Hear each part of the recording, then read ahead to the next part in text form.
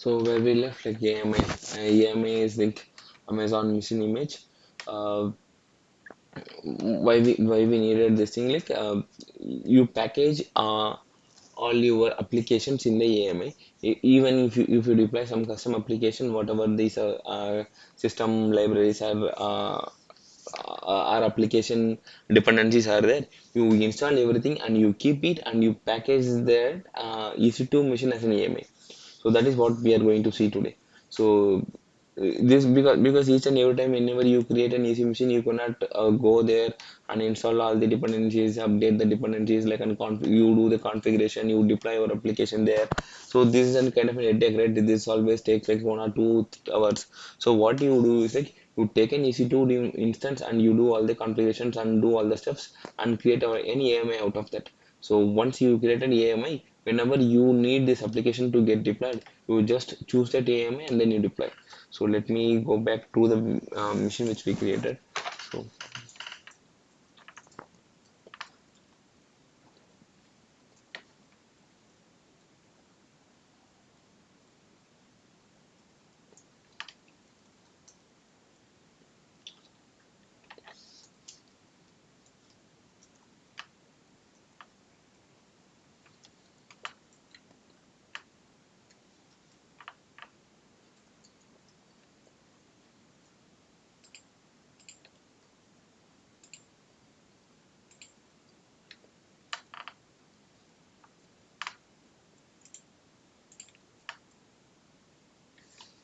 So I am inside this machine. So inside this machine, what I'm going to do is like I'm going to just install some Apache application here. Um,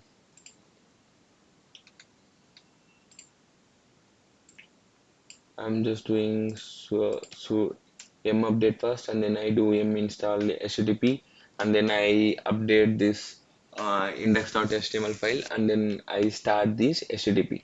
So that's what I'm going to do. So apt update is done, and then I am doing this m install here, m install httpd. So Apache name in this Amazon Linux, it should be httpd.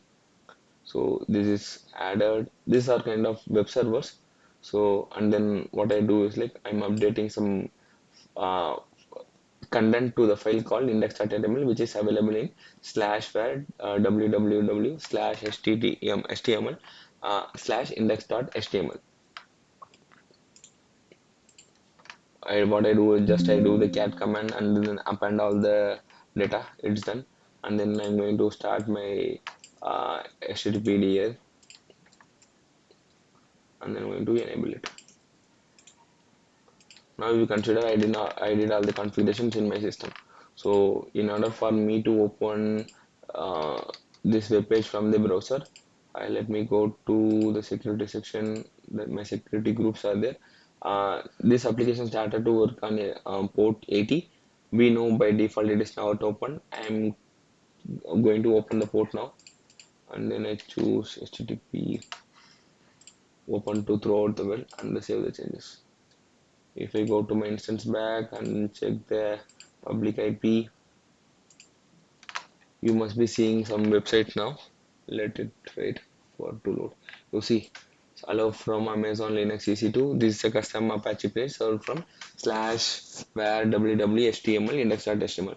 So this my web page is available for you. So consider this one of the application. It is available for me. So I'm going to create a snapshot of the machine, and then I'm going to create a new machine. So consider I'm going to create image here. My machine is like Phoenix AMI, and any email descriptions.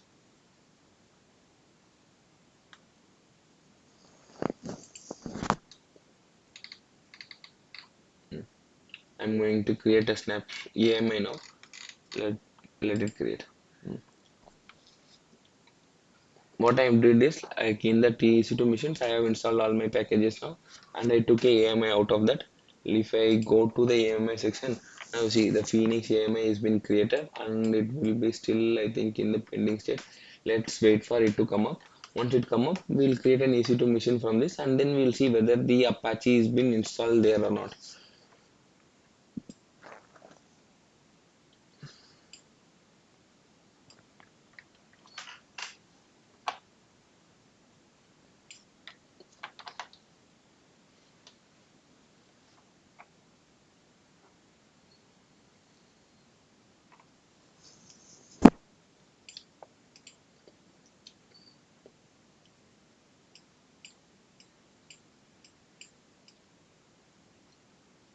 It is still in the pending state. So let me go to the next slide up to that. So we talked about EC2 instant stores, right? So EC2 instant stores are like an inbuilt storages that available in the EC2 machine. So what is this EC2 instance? So like it's mostly used for better performance, because when you have a large number of data sets in the EC2 machine, if you want to do some fast processing, you have to consider using this EC2 instance source, because they will be providing the better performance here. Even but they are like the risk of data loss is high, but this is mostly like some cache. So like we have in our cell phones we have RAM, right? So in the instance store you will get more speed for processing the applications. So about the EBS, we are already seen this thing. Like we have different EBS volumes like GP2, GP3, uh, which are from the standard SSD, and I01, I02. So and this STL and SCLs are now deprecated. This is something like hard disk. Nobody is using hard disk nowadays. So if you check this GP to general purpose volumes. So the baseline for like GP2 is very low. It is below 3000. But whereas when you go for GP3, the baseline IOPS is too high, and it can be expandable up to 16,000, and throughput's also very high. So and the data disk size, whatever you request, it can be start varies from 1 GB to 16 TB. Okay, so these volumes can be used for boot volumes also. We already seen in the boot volume, whenever we create, it's always takes the GP3 only now. Previously it used to take GP2. Now they upgraded to GP3. Then so same thing like in the proficient IOPS, you can go for, if you want an IOPS up to like 2,56,000, you can go with I01 and I02. So as I told, this EBS always is bounded to availability zone, like it's like iPhone 1A, iPhone 1B, and or iPhone 1C. But this IO1 and IO2 can be attached to multiple EBS. When I told like EBS can be attached to only one machine only, but this IO1 and IO2 can be attached to multiple instances as well. That's the specific thing about this thing. But nobody goes for this higher configurations here. And then you see the size, the request size here is like from 4 GB to 16 uh, TB. For IO2, it's like 4 GB to 64 TB. So that's it. And this hard disk kernel now deprecated. Nobody uses these things. So we already thought about this encryption. Why we need this encryption? Because whatever data that you had, nobody want to read that. So this like if you want, when you create an volume, just select this encryption checkbox as true, so it will be encrypted. If you're not selected as encrypted, let it be. And then you have to create and snapshot out of that volume, and then you create new volume with encryption. That is what is possible. So that's what I have mentioned this slide. So let me go to this slide. Let's wait for my AMI to come up.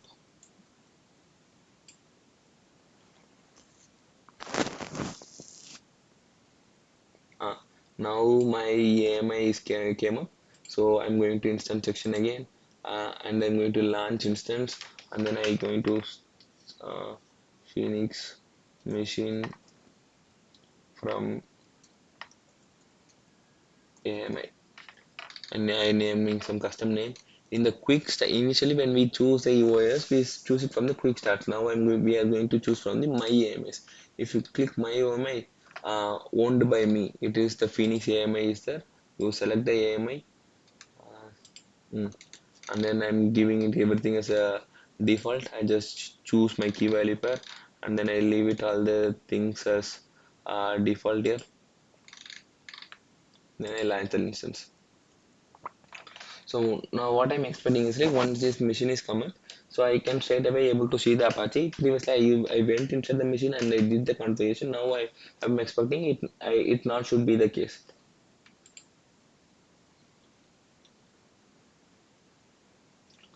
It is still in the pending state. Um, Let it be.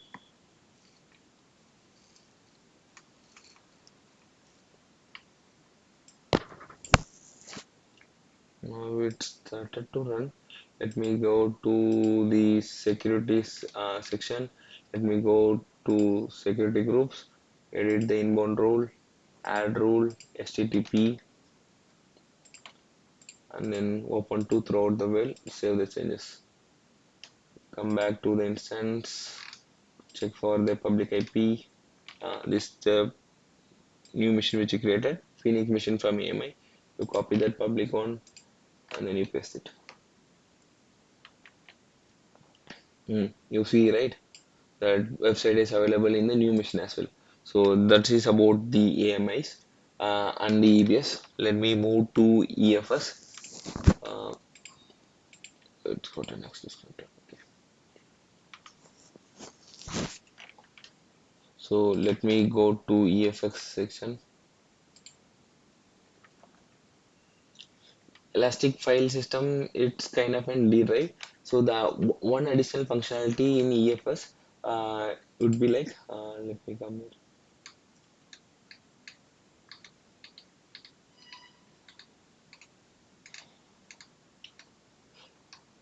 Ah, so this is also a network file system. So we always, when you started to work, we call this EFS drives like NFS drives. So NFS drives are EFS. The official name from Amazon is like EFS. This can be mounted to different EC2 and it is going to sit on the regional level. Not it is not going to bounded to any availability zones. So that's why you were able to connect these two different availability zones. And even it is possible if you don't want your EFS need to be proficient across the region, even it is possible you can get attached to only one particular availability zone. That option is also available, but this is like more costlier than the EBS. But more and then there is you no need to specify the storage limit here. So it can be expandable up to perabytes. Perabytes means it's more than terabytes. You know, right? GP is there, gigabyte is there, then terabyte is there, then petabyte is there. You can see the differences. So, so and this EFS system is supported only in the Linux, not in Windows for now. Um, we call it as POSIX file system. That means like it is EFS is actually currently supported only in the Linux file system. So and it is using the NFS protocol. Because what is this protocol in NFS protocols? So in order for EC2 machine to get connected to this file system, this protocol is being get used. So and it is similar to the EBS only, but encryptions and other options are mostly similar here.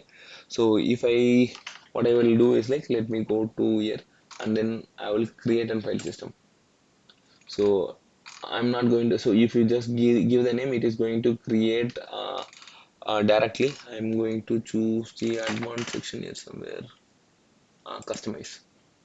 So first it is asking for the name. Just I will give like Phoenix EFS, and then the file system type should be regional or one zone. So I choose it as a regional one. Or one zone means it is bounded to only one particular availability zones. Let me choose the regional ones and enable automatic backups you need or not. I need an backups here, so I'm going to enable. So and it is having some life cycle management. So it is similar to the in S3 what we have seen. See, transaction to infrequent access. If an file is not been accessed for more than 30 days, then move it to like infrequent access. If the then transaction to archive. So if it is a file is not able to access to in 90 days, then uh, if not accessed, then put it in the archive. If any file has been accessed after like 90 days or something, immediately bring back to the standard tier. Standard tier means you are accessed the file, right? So that's the meaning of this lifecycle management rules here. And then encryption. By default I need the encryption here. So here you see the important option is the performance settings. So as compared to EBS, you will having a better performance here. The busting means if you choose busting option, so provides a throughput that scales the amount of storage for workload with basic performance. This is the base options. So you This is a base option. It provides a decent amount of read and write IOPS. But when you move to throughput and enhance, you will see two options: elastic and proficient. So this proficient, it's like elastic in sense, it's like dynamically. So it's based on your application need. It can expand. But whereas in proficient, you have to give the particular value between the range of 1 to 1024. You just need to select the IOPS here. I just specify it as 100. But for this custom, when you go for elastic, you no need to give this rates, or you no need to control this throughput. If based on the application need, or like how the better performance is there. But when you go for elastic, it will be costlier. That's the throughput difference here. And then if you click the advanced section, you see the performance mode. Performance mode is like general purpose and max apps. When you choose a bursting alone, you will be you will able to choose this different performance mode here. So general performance and max apps. So and that's it. So I'm for this demo, what I'm going to do is like I'm going to choose enhance, and I'm going to choose general elastic only. I choose throughput as enhanced elastic, and performance mode is equal general purpose, and then I click next. So what then happens here is, so it is asking for the VPC. So but when I created EBS, you have seen that there is no option to select the VPC, right? But it is asking the VPC now, because it's kind of it is going to work on the NFS protocol. So and it has to be get attached to some particular VPC. Only the machines on this particular VPC alone able to access this EFS. Okay, so I'm going to create it is in the default VPC only, and I'm going to choose a default security group. So this is a default. You see the name, it comes right at bottom of this VPC. So, and it is these mount targets are getting created in the three availability zones. So, whenever an EFS is getting created, so this is going to create a mount point on on all the availability zones that are available, and you have to select these subnets. So here, what happens like for all the three availability zones, I have a subnet. So in the all the three availability zones, I have three subnet. It is selected, and it is using the default security group that is being created from the cloud end itself. And then in the virtual private cloud, I am the default VPC has been selected. And then if you wanted to add some policy here, like similar to the some bucket policies or network IAM policy, what we have seen that for additional control over who has to access this, who has to do read operations or write operations here, you can able to control it. And then if you click next, and then you can just review whatever you created, and then you just click the create button. Now it has been created. Now what you have to do is like mm, you have to go to VPC now,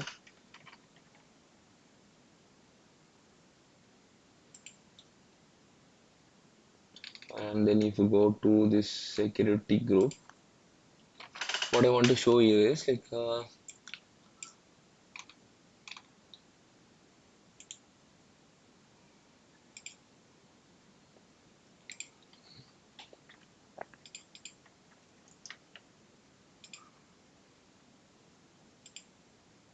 so two missions are created in the Phoenix EBS machine. If you check the security, the first of a security group name is Launch Wizard -1. But I know my EFS was created in the default subnet. So since it is it's both the EFS and EC2 comes under a networking now, so you should this is a security group that attached to the EFS, like to the EFS. Let me rename it as some. Okay, I'm not going to rename. So what I'm going to do is like I'm going to edit this inbound roles. Why I'm going to edit this inbound means, so this launch wizard -1, it is attached to EC2. It is going to talk to EFS. In EFS, what security group I have? I have this one. So here the NFS port has to be open. NFS port. If you click here, it's been. I think I already added. You see an entry here, right? Let me add. If you type NFS, then NFS will come, and the port number is 2049. and in the custom option you should select the launch wizard -1. What why I'm in the security group, I'm actually adding the security EC2 security group. So this is how you control the traffic within your VNet. So in upcoming classes we will be seeing like these configurations. So you will get more understanding about this. So now my EC2 machine able to connect to the EFS storage, and then I've saved the changes. And then I come back to my machine. I connect it back.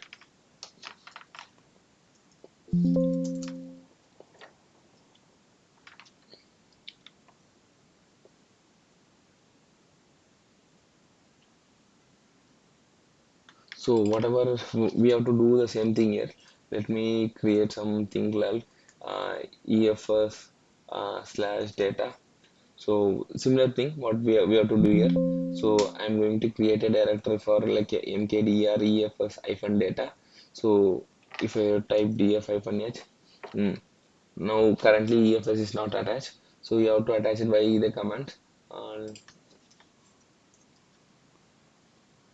I think first you have to install the Amazon EFS utility. Okay, so since it is an EFX Amazon machine, you are installing this utility. If it is like some other Ubuntu, you have to install the NFS. Uh, so you consider like you have to install this utility. So first I install this utility, and then I have already created a directory which is called EFS data. So here now I'm going to mount. So the same command. Here you see, in previously I mentioned the file system as ext4. Now the file system is EFS, and hyphen 0 means I am using the TLS condition. So what, and here what you have to give is, here you have to, the command is like mount hyphen t EFS and hyphen 0 TLS, and then if you go to the EFS storage what we created here, we will have some DNS name here. You take the DNS name, you give the DNS name here, and then at the last you just give colon slash. You're just mentioning where it have to be mounted in the slash root folder. uh, I have to do the mounting, and then here the folder name is EFS, in the root EFS data, and then you do mount it. So I think then now you see it got mounted. If you do df-h, that's it. And EFS has been added here. Let me go to this slash EFS data folder, and then I add like,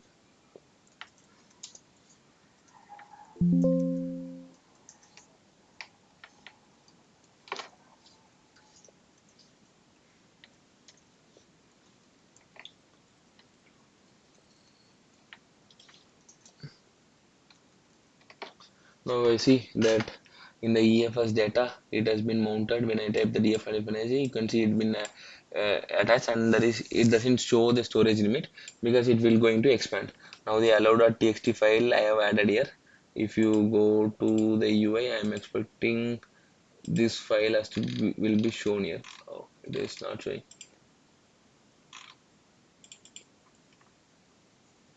That's fine. So that's how you connect to EFS. Here you can see the multiple options like what is monitoring, um, what you can see the threshold points, the throughputs, utilization, IOPS utilization, and throughput, and then you can see some, if any tags been attached, you can see the file tags, and then if you want a file system need to be attached now, you can attach. So it will give more fine-grained access who has to be access this thing. And then if you go to the network section, here you will be seeing the mount points. So in all the three availability zones, it has created a mount point, and then in by in the by default BFBC it is getting it got attached. You will be seeing all the data here. So that's it about EFS as well. Let me move back to my slide. Similar to this. Okay. I think we already talked about this performance mode and throughput modes. Uh, in throughput mode, we had busting and then this provision and elastics. You can see the rates here, their exact values. So, but nobody is going to in the interviews. They will not ask about these options and those exact values. You just need to know that if you want in throughput, that you can change. If you like in performance mode, what will be the difference? So that's it. Like no need to describe much things here. And then the storage tiers, the standard, infrequent access, archive. So this also can by here also we can frame and lifecycle policy. We already seen this when we created, and it's very costly service compared to the EBS. So now let's see some basic difference about this EBS and EFS. So EBS will be attached to only one instance at one instance. Apart from that IO1 and IO2, so all the EBS volumes will be attached to one instance, and these are bounded to availability zones. So but whereas in EFS it can be set in region level as well as in the availability zones, and it can be attached to different um, different machines from the different availability zones. So and then we already seen how we take the snapshot and then restore the snapshot to different availability zones. So that's also even possible. So while we were creating a snapshot, you just have to choose the different region that we have seen in the today's class as well. So any doubts? That's it. Okay.